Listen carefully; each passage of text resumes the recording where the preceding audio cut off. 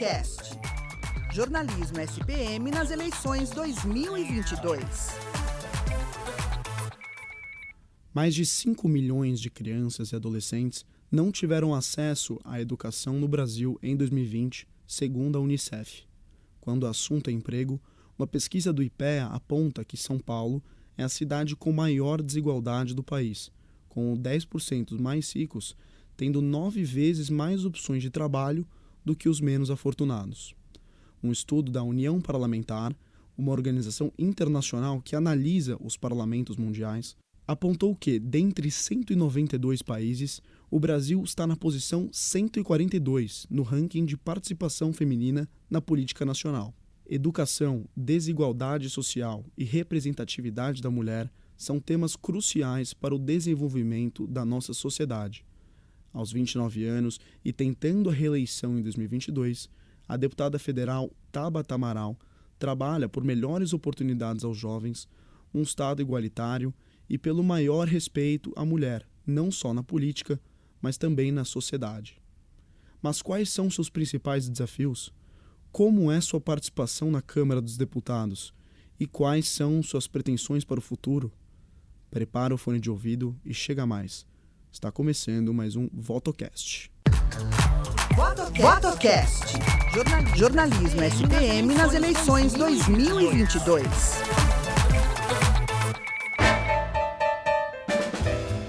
Seja muito bem-vindo, meu caro ouvinte, ao VotoCast. Eu sou Maria Fernanda Neves e tô aqui com o Rodrigo. Tudo bem, Rô? Eu tô bem, e você, Mafê? Eu tô ótima. E junto conosco hoje, nessa bancada, nós temos a Júlia Capaldi cuidando das nossas redes sociais. Oi, gente! Passando aqui pra lembrar que a gente tá ao vivo na Twitch, no YouTube, com @VotoCastSPM. E a gente também tá nas redes sociais. Aproveita e segue a gente, @VotoCast.spm. Agora sim é com vocês, Rodrigo e Mafê. Mafê, me conta, quem tá com a gente aqui hoje? Então, Rô, a gente tá com a Tabata Cláudia Amaral de Pontes.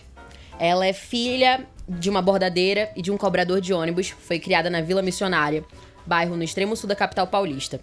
Aos 11 anos, a Tabata participou da primeira Olimpíada Brasileira de Matemática para escolas públicas e, ao terminar o ensino médio, Tabata tinha ganhado mais de 40 medalhas em competições nacionais e internacionais de matemática e ciência. Em 2010, iniciou seu ativismo na educação, criando o projeto VOA, Vontade Olímpica de Aprender, que prepara até hoje alunos de escolas públicas para Olimpíadas Científicas. Tabata formou-se em Ciências Políticas e Astrofísica na Universidade de Harvard, nos Estados Unidos, também com bolsa de estudos. Foi eleita em 2018 como a 6ª deputada federal mais votada do estado de São Paulo pelo PDT. E agora, aos 28 anos, tenta a reeleição a deputada federal pelo PSB. Seja muito bem-vinda, Tabata. Muito obrigada, Maria Fernanda, Rodrigo, um prazer estar com vocês.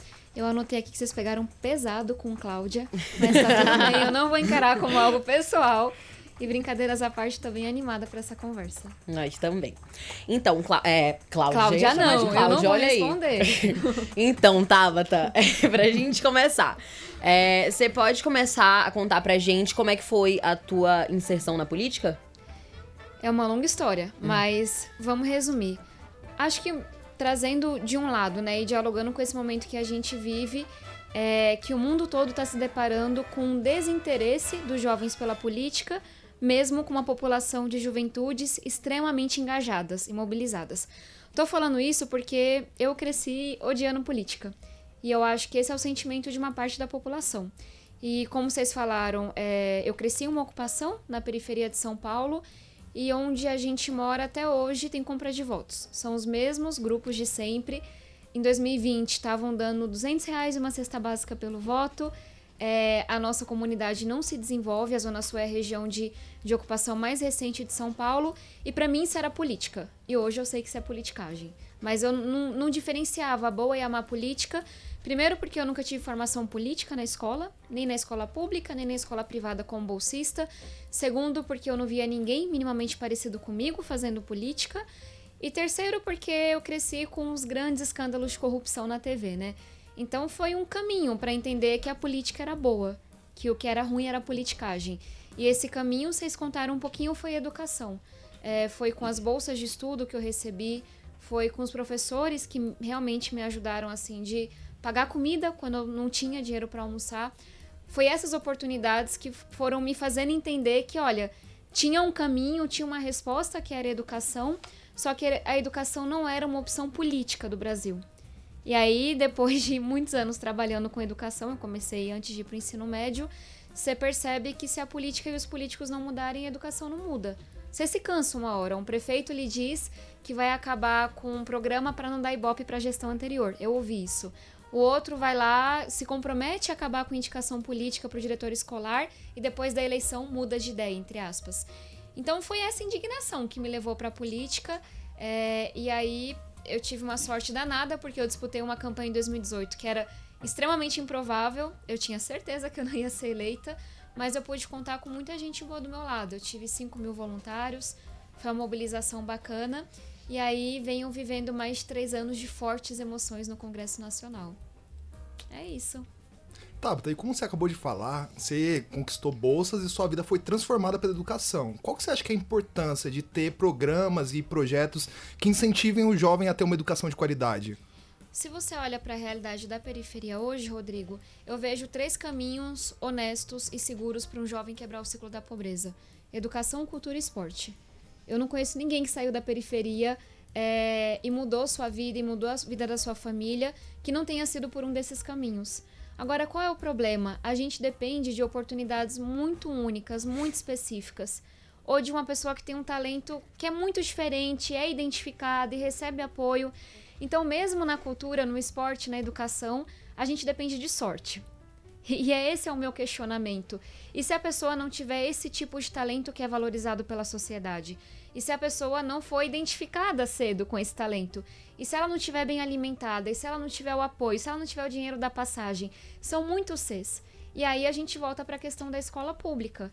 Justamente porque a gente depende hoje de projetos pontuais que fazem um trabalho lindo. Eu vou ser para sempre grata por todas as oportunidades que eu tive que mudaram a minha vida. Mas eu não posso achar que essas coisas pontuais vão salvar o nosso Brasil. A gente depende de uma escola verdadeiramente integral e de qualidade. Uma escola pública que dentro dela o aluno possa... Eu, quando era pequena, meu sonho era fazer judô, natação e balé. Só que não podia, não era acessível pra gente. Então, quando é que a gente vai ter uma escola pública verdadeiramente de qualidade que tem um teatro, que tem uma oficina, que tem um esporte, que tem projeto de vida? E isso não está muito distante. Vamos olhar para Pernambuco, que é minha referência no ensino médio. Pernambuco hoje tem mais da metade das escolas em tempo integral. E Pernambuco foi a primeira rede pública a acabar com a desigualdade salarial entre brancos e negros. Tô usando esse dado porque esse modelo de educação integral de qualidade a gente sabe fazer, se houver vontade política. E quando a gente faz, a gente consegue enfrentar a pobreza, a gente consegue enfrentar o racismo. Então, para mim, o problema que a gente tem maior hoje no Brasil é a desigualdade do sonho. A molecada, dependendo de onde nasce, da cor da pele, de quem são os pais, não vai nem sonhar com faculdade, não vai nem sonhar com uma perspectiva diferente. E eu não vejo um caminho para mudar isso que não seja o caminho de uma escola pública e de qualidade. Tabata, você acredita que o caminho para promover essa educação, né, essa melhoria na educação, seria talvez uma remuneração dos jovens e pessoas de famílias ao avançar, né, no ensino médio, por exemplo, ou talvez a promoção de bolsa de estudos, como você teve, para aqueles que têm um desempenho diferenciado nas escolas? Olha, não tem bala de prata para os problemas graves que o Brasil enfrenta. Agora, se eu tivesse que escolher um desses caminhos, com certeza seria o caminho de políticas públicas que atinjam quem mais precisa. E para falar da segunda questão, como é que eu, que tive minha vida transformada pelas Olimpíadas e por bolsas de estudo, vou falar contra isso? No mandato mesmo, todo ano, a gente destina R$500 milhão para a Olimpíada Brasileira de Matemática de Escolas Públicas, R$500 milhão das emendas parlamentares para a Olimpíada Brasileira de Astronomia, porque eu sei que essas oportunidades significam um mundo para quem, sabe, consegue se beneficiar delas. Agora, de novo, eu não acho que a mudança estrutural vai vir daí. Vamos falar das Olimpíadas. Todo mundo se emocionou com a história da Raíssa, com a história do Ítalo. Mas tem que ser assim? A pessoa tem que passar fome, tem que andar não sei quantos quilômetros, tem que abrir mão de 1000 coisas para conseguir fazer uma coisa que seria mais fácil e natural se ela tivesse nascido numa família rica, sabe? Então, sim, eu acho que bolsas de estudo, oportunidades extraordinárias ajudam indivíduos, como me ajudou, e essas pessoas podem ser uma referência em suas comunidades. Meu irmão fez faculdade, vizinhos, parentes, porque eu fiz. E porque foi uma referência. Mas eu acho que a mudança mesmo, assim, o PIB vai mudar. A desigualdade vai cair quando a gente tiver algo mais estrutural. E aí uma coisa que você mencionou, Maria Fernanda, é até um projeto que eu tenho. Foi uma coisa que foi testada em Niterói, no Rio e no México, deu super certo, que é você criar uma poupança para o aluno de baixa renda que está no ensino médio. E aí como funciona? Quando ele termina o primeiro ano, ele recebe o primeiro depósito. Quando ele termina o segundo e por aí vai. E se ele faz um Enem, faz um curso técnico, ele vai receber um bônus. E aí ele pode, obviamente, sacar ao final de cada ano, mas só um percentual. Por que essa política pública deu certo e conseguiu diminuir a evasão, aumentar o rendimento? Cara, porque o ensino médio deixou de fazer sentido para geral. Sabe, antigamente meninos não terminavam o ensino médio, jovens, adolescentes, porque tinham que trabalhar, e mulheres porque engravidavam. Hoje, a razão número 1 para homens e mulheres é porque não faz sentido. É porque aquela escola pública não vai lhe dar um emprego, não vai lhe dar uma renda, não vai lhe dar um futuro. Então a gente tem que apostar em tudo, na escola integral, em renda para quem precisa, em bolsa.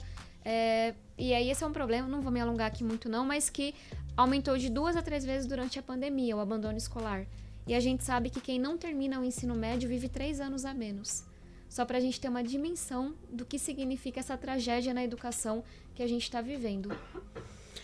Agora eu vou passar o microfone pra Júlia, que vai trazer uma perguntinha das redes sociais pra gente. Tabata, por 264 votos a 144, a Câmara aprovou ontem o projeto de homeschooling, que permite a educação domiciliar. Porém, você se demonstrou fortemente contra, tanto na própria Câmara, quanto nas redes sociais, Twitter, enfim. Nesse sentido, como você acha que o homeschooling interfere diretamente na educação brasileira? Vamos lá. É impossível não sentir uma tristeza enorme para quem se importa com educação, ou com direitos das crianças, ou com o que está acontecendo com o Brasil. Acho que a primeira coisa que é importante ressaltar é que essa foi a única política educacional patrocinada pelo governo Bolsonaro, em 3 anos.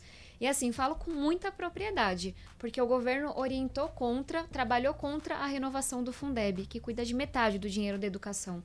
O governo vetou o projeto que eu relatei para levar acesso à internet e equipamento para aluno pobre. E entrou na justiça e fez com que a gente demorasse 2 anos para efetivar essa lei. O governo vetou o nosso projeto de combate à pobreza menstrual nas escolas. Então, assim, não só o governo não fez nada em educação, como atrapalhou a bancada da educação o tempo todo. E aí, a única pauta, você poderia pensar, recuperação da aprendizagem por causa da pandemia, conectividade de escolas, financiamento, valorização dos professores, 0. A única pauta foi o homeschooling. Isso por si só é um absurdo. E aí, por que é um absurdo? A pauta da educação domiciliar afeta 7 mil famílias. E o governo nunca fez nada pelos 50 milhões de alunos que a gente tem no Brasil. E aí você vai olhar, mas por que será que eles foram tão fortes? Será que é porque a população quer isso? Não, 80% da população é contra a educação domiciliar. Mas a gente tem não é só sobre esse governo, mas um momento da política internacional, por assim dizer, em que essas pautas que mobilizam grupos muito pequenos, mas muito mobilizados, muito presentes nas redes sociais, elas estão sequestrando o espaço das outras pautas. Então esse é um primeiro ponto. O segundo ponto é indo na miudeza do relatório, né? Que, enfim, eu me dei ao trabalho de ler e tentei mudar. Ontem foi o dia de combate à exploração sexual infantil no Brasil. O Brasil aumentou muito o número de estupros desde o começo da pandemia. E aí é um assunto que aperta o coração de qualquer um que já trabalhou com essa temática, como eu já trabalhei e trabalho. E a gente sabe que mais da metade dos estupros acontecem com meninas com menos de 13 anos de idade. E mais da metade desses estupros infantis dentro de casa. E que escolas e professores são o principal canal de denúncia. Então eu trouxe esses dados para dizer que eu tenho muito medo, porque o relatório ele não traz nenhuma salvaguarda a isso, ele só libera geral, que pessoas mal intencionadas se utilizem da liberação do homeschooling para acobertar exploração infantil de trabalho, exploração sexual, violência doméstica, entre outras coisas. Então, Júlia, assim, eu fiquei arrasada ontem. Eu fiz tudo o que eu podia para barrar essa votação. A gente está se mobilizando para barrar ela no Senado, porque não dá para liberar geral sem pensar nos direitos das crianças, que não estão protegidos com o texto que foi aprovado. Tabata, em 2019 você votou a favor da reforma da Previdência, apesar do seu partido na época, o PDT, ser contra. Isso gerou alguns conflitos com o partido e você acabou saindo indo para o PSB. Quais foram esses conflitos? Como foi essa saída? E o que você acha do PDT hoje em dia? Rapaz, vocês adoram que eu fale do PDT, né? Não, mas brincadeiras à parte, vamos lá. Você trouxe muitas coisas e eu tô tentando ser resumida aqui. O primeiro ponto, o PDT era a favor da reforma da Previdência. O candidato Ciro Gomes também. Inclusive, defendiam uma reforma mais dura do que a que foi passada. E eu não digo isso para criticar. Uma das razões para eu ter escolhido o PDT, para eu ter apoiado o Ciro enquanto candidato, foi justamente ele ter demonstrado compromisso com a pauta social e a pauta fiscal. É muito irresponsável a gente mentir para as pessoas e dizer que tem dinheiro para tudo e que a gente não tem que acabar com privilégio, não tem que fazer reforma. E no governo do Ciro, no Ceará, na proposta de governo, estava essa responsabilidade fiscal. Eles mudaram de orientação, por assim dizer, por uma questão eleitoral, para tentar ocupar o espaço do PT, já que o Lula estava na prisão nesse momento. Foi isso que aconteceu. Mas não é assim que minha cabeça funciona. Eu sei o que é você perder 30, 100 mil seguidores em uma votação e ganhar 30, 100 mil em outra votação. Eu acho que o que mais vale é eu ser coerente com as minhas convicções. Não quer dizer que as pessoas têm que concordar, isso é impossível concordar com tudo, mas quer dizer que a pessoa vai votar em mim sabendo o que esperar de mim, sabendo como é o meu raciocínio. Então eu falei, não, eu não vou mudar de posição porque vocês mudaram. Eu tô de acordo com o que o partido se propôs na campanha. E aí eu cometi o erro de ser uma jovem mulher, né? Porque 1/3 da bancada do PDT na época falou, não, olha, eu fui a parlamentar que mais aprovou emendas na reforma da Previdência. Então, que trabalhou para que fosse um texto completamente diferente do governo, porque eu sabia que o dinheiro estava acabando. Eu sabia que a gente tinha ali 6 anos para que 80% do dinheiro público fosse para pagar a Previdência. Não dava para esperar o Bolsonaro terminar o mandato e fazer uma outra reforma. E aí eu falei, não, essa é a minha convicção, vou continuar. E eu digo que meu pecado foi ser uma mulher jovem, porque ninguém nem lembra dos parlamentares homens que votaram a favor. Mas é como se, por ser mulher, fosse assim, ela tá aqui expondo nossas incongruências, questionando, e ainda por cima é uma menina. Como que você ousa não bater continência pra mim? E aí foi de tudo, assim, eu recebi ameaça de morte de pessoas ligadas ao PDT. Eu fui extremamente xingada, atacada, passou muito da crítica política. Eu fiquei 2 anos sem partido, sem ter um espaço de fala, sem poder relatar um projeto. E aí foi quando eu entrei na justiça para sair do PDT. E aí, quase assim, por unanimidade, o Tribunal Eleitoral reconheceu violência política de gênero, perseguição ligada ao fato de eu ser mulher e me deu a liberdade de ir para outro partido. E eu tô hoje no PSB. E aí, dizendo isso, eu acho que a gente tá num momento muito polarizado da política. Então, para ser muito sincero, eu não acho que eu ajudo o Brasil falando bem ou mal do PDT, o que eu acho do Ciro. E eu acho que é importante a gente deixar o fígado em casa, sabe? E o que vai me guiar nos próximos anos é estar do lado oposto ao de Bolsonaro, é trabalhar para que o nosso Brasil seja melhor no que diz respeito à saúde, educação, combate à corrupção e por aí vai. E aí eu super posso falar sobre o PSB, que agora é minha responsabilidade. PDT já não é mais. Agora eu vou passar o microfone pro jornalista da Globo News. E também ex-aluno. Foi de propósito, né? Essa ordem. Desculpa, só pra explicar, gente, que eu conheci durante a campanha de 2018. Olha aí, já são amigos. Velhos conhecidos. Velhos conhecidos. Também ex-aluno daqui do curso de jornalismo da SPM. Gabriel Weiner. Gabriel, por favor. Boa tarde. Opa, posso? Boa tarde a todos, boa tarde, deputada. Eu queria pegar um gancho nessa pergunta.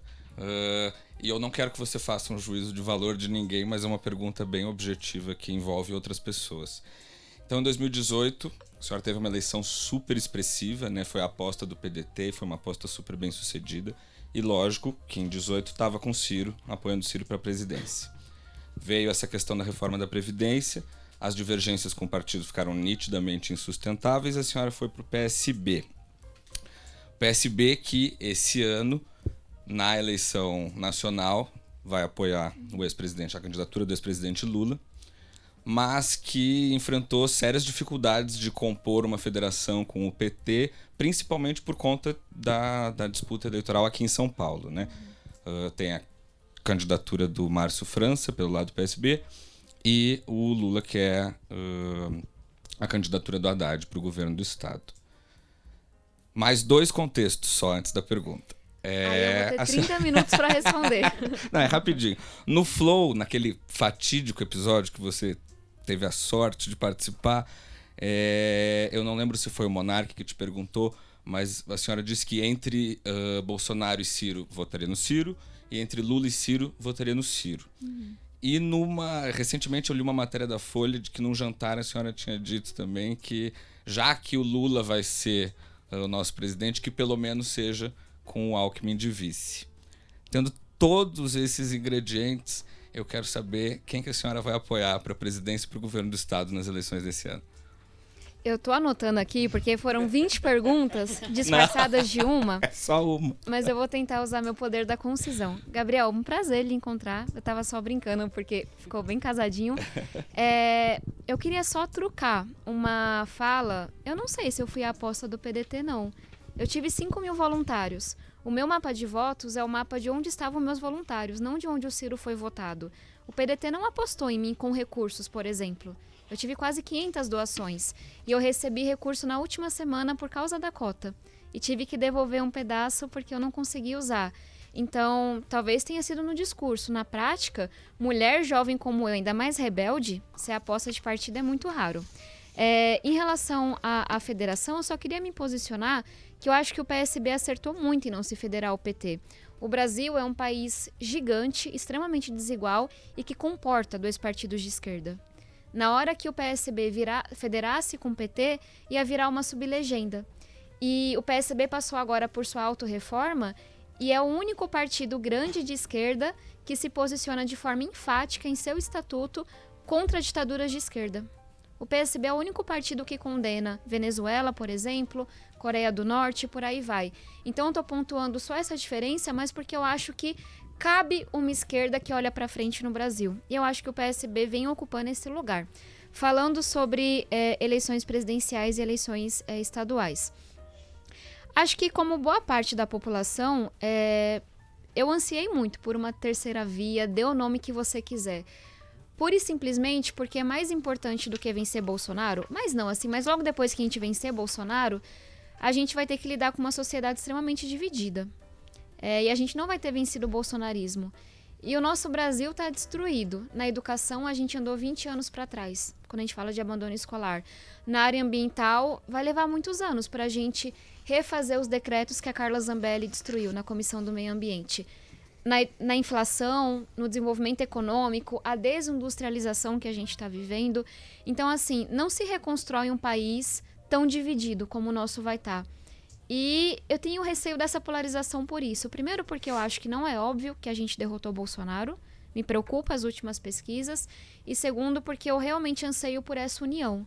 Eu tenho o meu posicionamento, eu me considero de centro-esquerda, mas eu não acho que vai dar para reconstruir o Brasil sem dialogar com a centro-direita, por exemplo.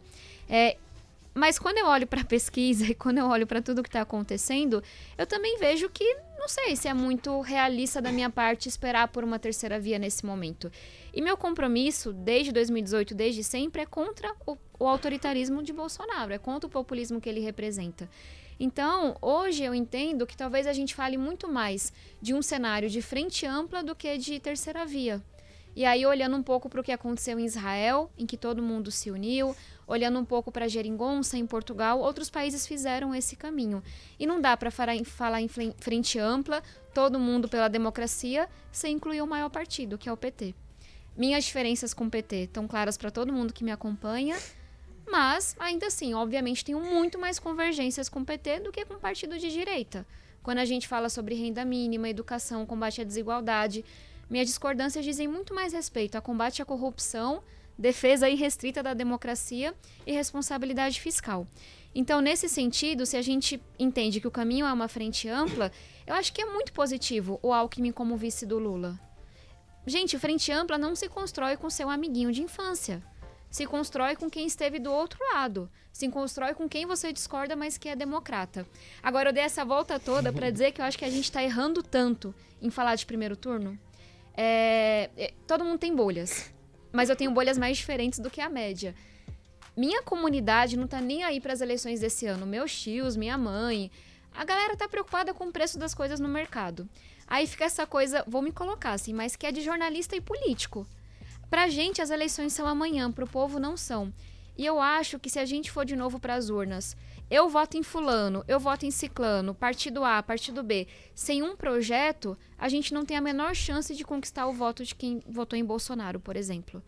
E eu tenho muitas pessoas próximas que votaram. Então, talvez pela rebeldia que a juventude me permite, eu bato o pé em dizer que eu quero ver o projeto. Eu não vou engolir essa de que a gente fala da economia depois da eleição. Eu quero saber o que esses candidatos todos pensam para a economia, pensam para a educação. Ficam bravos comigo. É claro, ninguém quer uma mulher jovem incomodando. Mas tá bom, a convenção não chegou ainda, é em julho. Até lá eu quero que vocês me digam quais são as propostas de vocês para o país. Ninguém tem a menor dúvida de que eu estarei do lado oposto do Bolsonaro. Mas eu quero saber quais são as propostas. Em relação ao Estado, essa é mais fácil. Obviamente, eu acredito muito na campanha do Márcio França. Primeiro porque eu conheço esse Estado. Estava no sábado em São José dos Campos, estava no domingo em Ubatuba, São Vicente, aí na segunda em São Vicente, Santos. Nós precisamos também de um candidato do diálogo aqui. Esse Estado também está dividido. E eu não quero ir para um cenário de Tarcísio Haddad em que tudo aponta que o Tarcísio vai ganhar. A gente já cometeu esse erro em 2018. Então eu olho para o Márcio França e eu vejo uma candidatura que primeiro que ganha em todos os cenários, inclusive contra Tarcísio, que é quem está mais distante do que eu sonho para São Paulo, mas também um candidato que tem proposta para juventudes. É um pouco diferente do que eu estava criticando. Poxa, a gente está lá construindo um plano de governo. Todo mundo concorda? Claro que não. Para isso que juntou o grupo, né? Mas tem muitos especialistas. Tem muita gente diferente sendo ouvida. A gente tem um prazo para entregar esse plano de governo. Então, é um pouco do que eu ansiava pro nível nacional. Eu só demorei, gente, porque a culpa foi dele, tá? Mas eu acho que eu tentei responder tudo. Beleza. Tudo bem, a gente deixa a culpa pro Weiner, então. Tá bom. Agora vou entrar um pouquinho na pauta dos assuntos mais pro lado do feminismo, que eu sei que você é uma pauta que você levanta muito, né? Uma causa que você levanta muito. Tabata, nas eleições de 2018, somente 15% dos deputados federais eleitos eram mulheres, né? Sendo que, segundo o IBGE, mais da metade da população brasileira é feminina. Ao que você atribui essa diferença tão grande de representatividade e quais ações você acha que são necessárias, assim, pra gente reverter essa situação? Perfeito. Vamos lá. Maria Fernanda, primeiro que assim, antes que alguém que esteja nos ouvindo pense, mulher não vota em mulher, mulher não gosta de política, tenho dados para demonstrar que tudo isso é mentira. Então, as mulheres se interessam sim por política, nós somos metade dos filiados aos partidos políticos no Brasil, com todas as dificuldades que existem, nós temos a mesma capacidade cognitiva, de liderança, enfim, isso está mais que comprovado. Agora, o ponto tem muitas barreiras que nos impedem de chegar até a política. E aí, quando as pessoas falam, mulher não vota em mulher. Não. Boa parte das mulheres, assim como boa parte dos homens, só tem conhecimento de candidatura de homem. Porque, assim, não é que a pessoa, ela abre, o jornal e tá todos os candidatos. Não.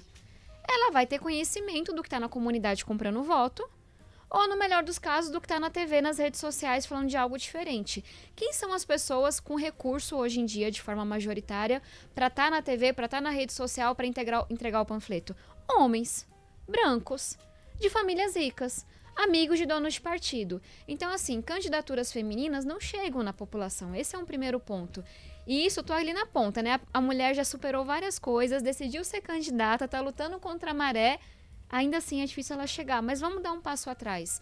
Quando chegou a pandemia, quem é que foi para casa? Cuidar do filho, cuidar do marido, cuidar do enfermo, cuidar do idoso. Foram as mulheres. A gente viu como que a produção acadêmica das mulheres caiu e a dos homens aumentou.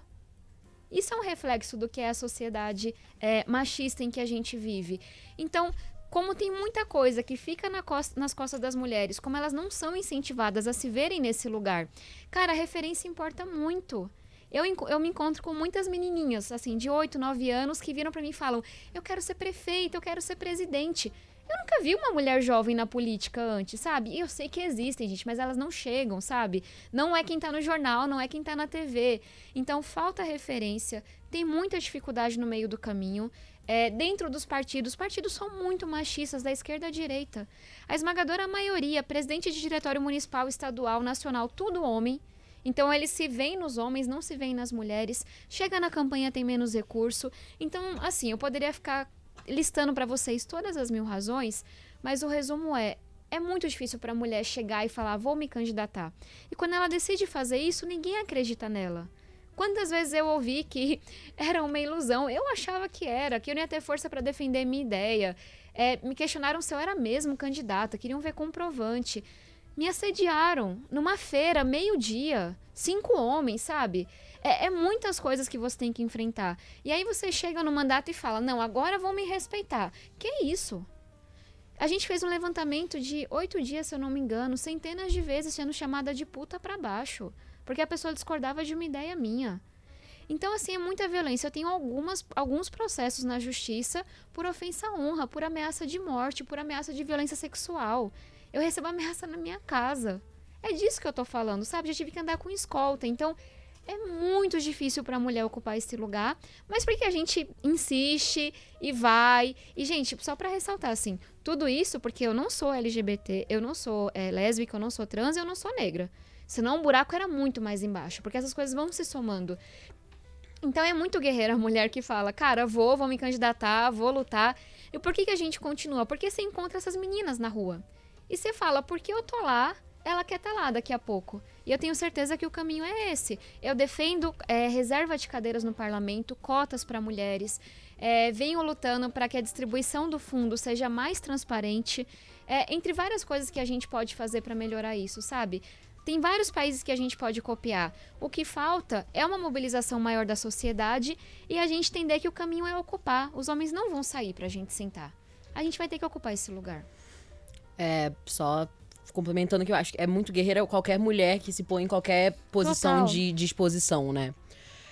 Os teus objetivos de lei, eles tocam, como eu falei, tocam muito nessa problemática do feminismo, né? Da violência, principalmente da violência contra as mulheres, como você mesmo acabou de falar. No podcast da Gabriela Prioli, você afirmou que a principal consequência da falta de representatividade é que muitas dores não são ouvidas. Você acredita que o predomínio numérico dos homens no Congresso contribui para silenciar todas as dores dessas mulheres? E quais são essas dores, sabe, que eles calam ali naquele lugar? Tem um exemplo muito recente, que é a luta contra a pobreza menstrual. Porque eu acho que é muito óbvio, assim. São poucas coisas que afetam mais da metade da população, independente de cor, independente de dinheiro, de qualquer coisa. Menstruação é uma coisa natural, biológica. E, por alguma razão, a gente não falava sobre isso. Por alguma razão, não tem absorvente sendo distribuído como tem camisinha. E aí eu brinco assim, se homem menstruasse, tinha absorvente em todo canto. Mas diferente, se a gente tivesse mulher pobre fazendo política pública há mais tempo, também teria absorvente para quem precisa. E foi muito assim doido para mim ver isso. Vários projetos foram apresentados na Câmara. Essa é uma temática que a sociedade civil se mobiliza há muito tempo. Mas quando eu apresentei um projeto para distribuir em presídio, escola, posto de saúde, foi uma onda de ódio que eu me assustei. Ministro, filho de presidente fazendo chacota, jornal sério fazendo contas absurdas, perguntando se eu não tinha mais o que fazer, mensagens pornográficas. Ficou muito claro para mim que a menstruação era um tabu e que eu estava cometendo um pecado de avançar sobre esse tabu. E foram 2 anos de luta, com o presidente vetando o projeto, com gente fazendo chacota, fazendo piada. Só que, por outro lado, e aí é o ponto positivo, olha o quanto que a gente avançou em 2 anos. Muitas pessoas que me zoaram, para usar um termo bem brando, estavam lá apoiando esse projeto 2 anos depois. Em toda a escola estadual e municipal de São Paulo hoje tem um pacote de absorvente para a mulher que precisa. A gente conseguiu aprovar um projeto nacional. Então esse é o maior exemplo para mim desse diploma de realidade. É um exemplo simbólico, é um exemplo pequeno. Mas se a gente tivesse um congresso com a cara do Brasil, vamos tirar uma foto do congresso. Parece uma foto aleatória da sociedade? Tem mulher, tem negro, tem pessoa cadeirante, tem tudo ali. Cara, esse congresso vai ser melhor. Ponto final. Vou dar outro exemplo. Eu tô numa disputa grande com a Sabesp já há alguns meses, porque todo dia eles cortam a água às 8 horas da noite na minha casa, quando não é mais cedo. Não sei se vocês já ouviram falar disso acontecendo no Itaim, no Jardim Europa. Eu nunca ouvi. Agora, se isso é uma realidade que a gente vive já há tanto tempo, por que isso não vai pro Twitter? Porque também não tem gente, sabe, vivenciando isso em espaço de poder, seja na imprensa, seja na política. E aí, uma outra coisa, esses dias, minha mãe, ela pega ônibus todos os dias, porque você não fica milionário fazendo política honesta. Não sei de onde tiraram isso, já vou explicar por que eu tô falando isso. E aí, a linha de ônibus tá super sucateada, os ônibus literalmente, assim, quebraram 2 esses dias, um risco enorme. Minha mãe tá esperando 1 hora no ponto, tem risco de assalto, e aí eu tô enchendo o saco da SP Trans. Sim, porque não é só porque é minha mãe, é porque é toda a periferia. E aí vieram, quando a gente colocou a denúncia, muitas pessoas vieram falar, essa é a minha realidade, precisamos de política que nos represente, etc. Mas muita gente veio questionar por que minha mãe não estava andando de motorista. Assim, pra vocês terem uma ideia, porque a ideia é, o político entra, vai fazer muita coisa errada, vai enriquecer. Não, gente, você não faz patrimônio fazendo coisa honesta na política, não. Se alguém fez, tá lá com mansão, é indireta mesmo, é porque roubou. Não tem como fazer isso com salário, não. E aí, as pessoas estão tão acostumadas com essa ideia do político distante, que é milionário, nananã, que quando eu fiz uma denúncia, as pessoas, tipo assim, você é uma má filha, que você não deu um carro com motorista para sua mãe ainda. Então, esse diploma de realidade que falta. Gente que dependeu do SUS a vida inteira, que sabe o que é um bilhete único, que estudou numa escola pública. Não é que só essas experiências valham, todas valem, mas é porque essas estão muito ausentes na política hoje. Tá, você falou muito de união. Uma matéria publicada pelo El País em abril de 2021, essa matéria acabou abordando críticas que você recebe tanto da esquerda quanto da direita. Você já falou que você se considera de centro-esquerda, né? Você considera que esse seu posicionamento te afasta ou te aproxima dos dois polos? Como você sente que você receber críticas tanto do lado tanto do outro? Me aproxima do povo. E não tô falando isso porque soa bonito. Se você pega meu Twitter, parece que eu sou a pessoa mais odiada do mundo. E tem pessoas cometendo crimes ali todos os dias e sendo processadas. E a gente é muito firme, assim. A pessoa falou que odeia a minha ideia, que me acha não sei o quê, eu vou responder. A pessoa me xingou de puta, eu vou bloquear. A pessoa me ameaçou de morte, eu vou encaminhar pra justiça. Porque, assim, as pessoas estão malucas. Eu brinco que é como se o posicionamento de hoje fosse a nova minissaia. E retomo a fala da Maria Fernanda. Toda mulher que se posiciona se vê alvo disso. Não importa qual é o meio que ela está ocupando. Mas voltando para a sua pergunta, eu posso contar nos dedos 4 abordagens que eu tive na rua negativas em 3 anos e pouco. O povo não é o Twitter, graças ao bom Deus. E assim, uma delas foi uma mulher do PSTU que tacou uma garrafa na minha cabeça, assim, completamente extremista, e o outro foi um mini bolsominion. Tipo assim, coisas muito bizarras, sabe, que aconteceram. Porque as pessoas, a maioria delas nem sabe o que é esquerda e direita. E nem tem tempo pra pensar sobre isso. E vocês sabem o quanto que eu respeito a política. O quanto que eu respeito os partidos. Sou cientista política. Sabe, essas coisas importam, a gente não pode ficar negando. Agora, as pessoas estão muito distantes. E eu acho que tanto a esquerda quanto a direita estão extremamente elitizadas. Homeschooling não importa para a esmagadora maioria da população. Esses debates do Twitter intermináveis também não importam. Escola sem partido e 20 mil coisas que inventaram. As pessoas querem saber se vai ter professor. Eu saía na hora do intervalo da escola estadual em que eu estudava. Querem saber se vai ter carteira, se vai ter água, se vai ter um transporte, se vai ter emprego. Então, sim, sou muito atacada pela direita e pela esquerda. Acho que pela direita por uma questão de diferença de posicionamento. De fato, dei muito trabalho a eles ontem. Mas tenho que dar mesmo, quando eu vejo uma coisa errada. Pela esquerda, por uma disputa de espaço.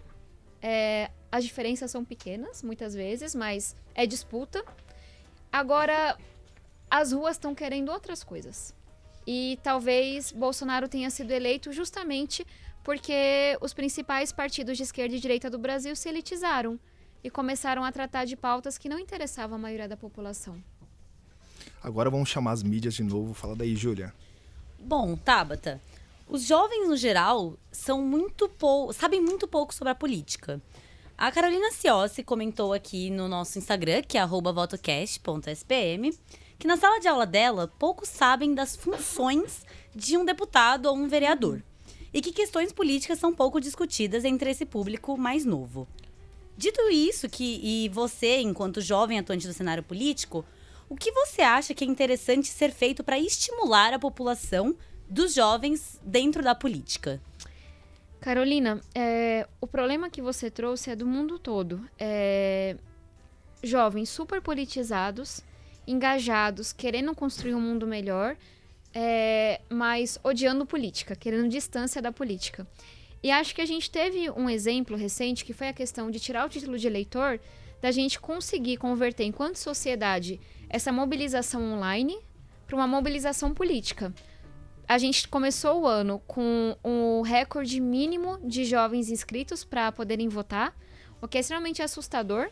Só para vocês terem uma ideia, se os jovens tivessem votado na Inglaterra, a Inglaterra não teria saído da União Europeia.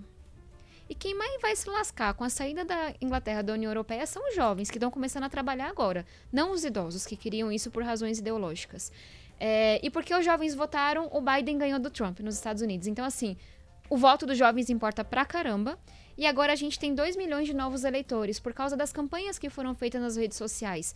Então, só para dizer que sim, é preocupante, mas não é causa perdida. Eu tenho muita esperança. E aí, o que eu acho que a gente tem que fazer? Como eu falei, eu saí do ensino médio e eu fui aluna de escola estadual e também de escola particular, sem ter ideia do que fazia um vereador. Sem saber o que era esquerda e direita, sem saber qual era a diferença entre Câmara e Senado. E é muito difícil se interessar por uma coisa que é chata, que é distante, que você não conhece. Então, o primeiro passo é formação política nas escolas, é formação cidadã. E aí eu vejo que é uma pauta que ela é impopular tanto na esquerda quanto na direita, e não deveria ser assim. A gente consegue falar de Constituição, a gente consegue falar dos 3 poderes, tem muita coisa antes de você falar de orientação partidária, por assim dizer. Tem um segundo passo, que aí volta um pouco a crítica aos partidos políticos para que eles se mexam. Por que que existe tantos movimentos hoje? Por que que essa mobilização está nas redes sociais? Porque os partidos políticos não estão conseguindo dar vazão a esse engajamento das juventudes. E aí, obviamente, hoje eu sou presidente do Diretório Municipal do PSB. Essa responsabilidade está comigo agora em São Paulo. Então, de criar formação, campanha, trazer discussão, trazer essas ideias para as ideias que o partido está defendendo. Mas, de forma geral, os partidos foram envelhecendo e foram ficando mais rígidos e com donos. E qual é o jovem que quer participar de uma coisa tão hierárquica? É a coisa mais diferente de como a gente trabalha hoje, sabe? Então, eu vejo esses 2 caminhos. Insistir que formação política é relevante para a formação desses jovens, mas também provocar os partidos políticos da esquerda à direita. Como é que vocês vão conquistar esse eleitorado que é tão importante e que hoje olha para vocês e não quer nem saber de conversa? Tabata, nas eleições de 2018, mais uma vez, né, 46% dos eleitores da Câmara afirmaram para o TSE que já ocupar uma posição de deputado. A idade média dos deputados federais era de 49 anos, de todos esses que foram eleitos. Esses são sinais de uma dificuldade histórica que o Brasil consegue, que a gente enfrenta há muito tempo, né? Para conseguir renovar todas essas pessoas, todos esses políticos ali na Câmara. Você, sendo uma mulher jovem, como que você vê o perfil dos nossos parlamentares? E você acredita que nessas eleições terão mais mulheres e mais jovens sendo representados? Vamos lá. Vou logo dizer que eu sou otimista para o médio e longo prazo e pessimista para o curto. Por quê? Tem um negócio chamado orçamento secreto, que foi um sequestro que o Congresso fez do nosso orçamento do dinheiro público que ia para educação, saúde. Literalmente, passaram um projeto que tirou dinheiro do MEC, tirou dinheiro da saúde e colocou na mão dos deputados. É um orçamento que a gente não tem transparência, que não segue nenhuma lei, que não segue nenhum dado demográfico para sua distribuição e que colocou nas mãos do Centrão 20 bilhões de reais quase, tá? 19 e pouco. Saiu uma reportagem faz poucos dias de que um único deputado indicou do dinheiro do povo 300 milhões de reais. Isso por si só é um absurdo, porque assim, você vai olhar para onde esse dinheiro está indo e esse dinheiro está indo para reduto de deputado do Centrão. Não para onde tem mais gente, não para onde tem mais necessidade. Mas qual é o outro problema? É que tem muitos indícios de corrupção gravíssima. Então, trator que custa 3 vezes o que deveria custar, deputado que coloca esse dinheiro em estado que não é o dele, porque ele está vendendo essa emenda para uma empresa, ele está embolsando uma parte. Então, a gente está falando de algo que é muitas vezes maior do que o fundão. E eu votei contra o aumento do fundão. Eu tentei destinar o fundão para a saúde.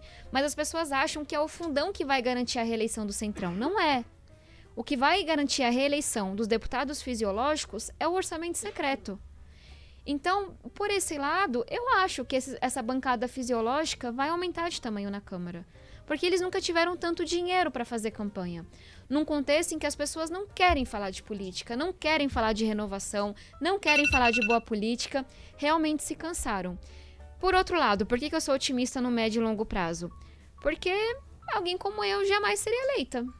Minha mãe engravidou de mim no ensino médio, sabe? 90 anos atrás, mulheres não podiam votar. As coisas estão mudando, é óbvio.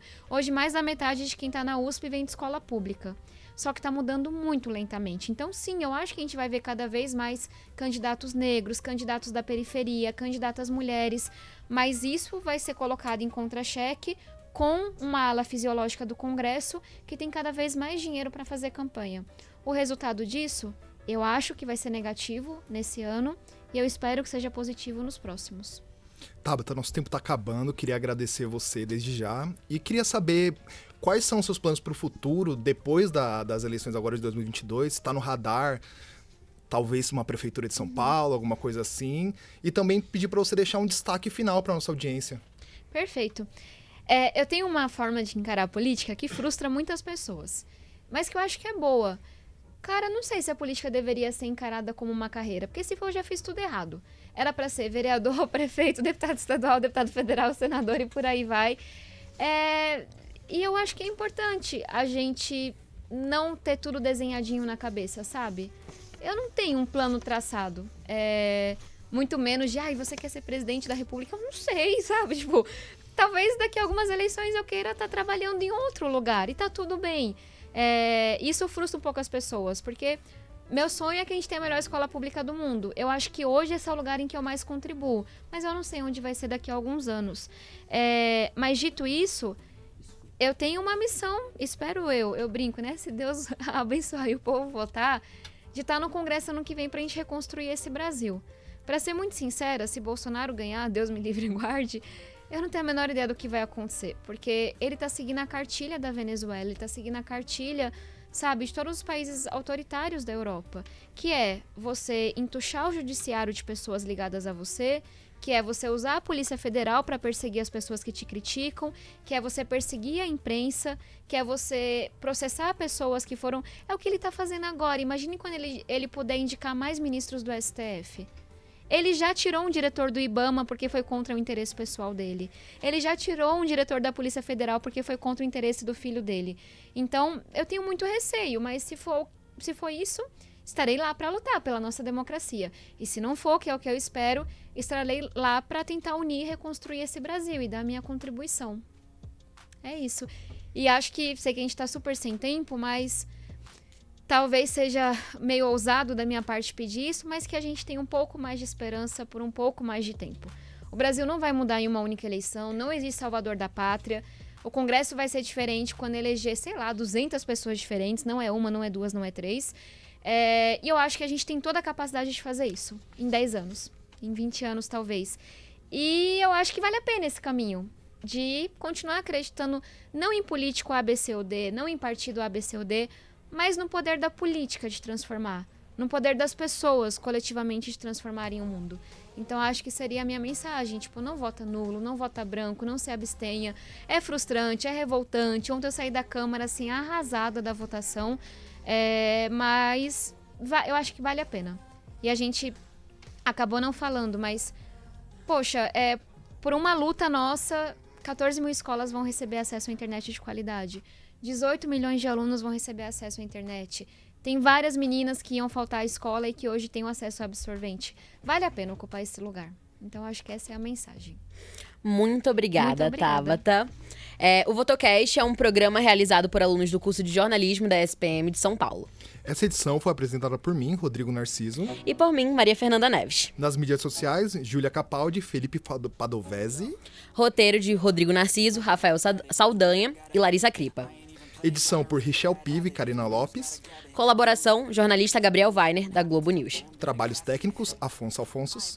Orientação da Oficina de Eleições, professora Patrícia Rangel. Supervisão do Centro Experimental de Jornalismo, Antônio Rocha Filho. Idealização e participação especial de Gabriel Weiner. Coordenação do curso de jornalismo, Maria Elizabeth Antonioli. Muito obrigada, foi uma honra. Obrigado. Muito obrigada. New shoes, new tracks, like who's that? I'm new, come back better than last. Yeah, it's a new me, never gonna look back. Never gonna look back. Cause damn, I was built to last. You move slow and I move fast, and that's facts. Only I can make a change. Slowly take a step today. I will never be the same. Cause that's what it takes.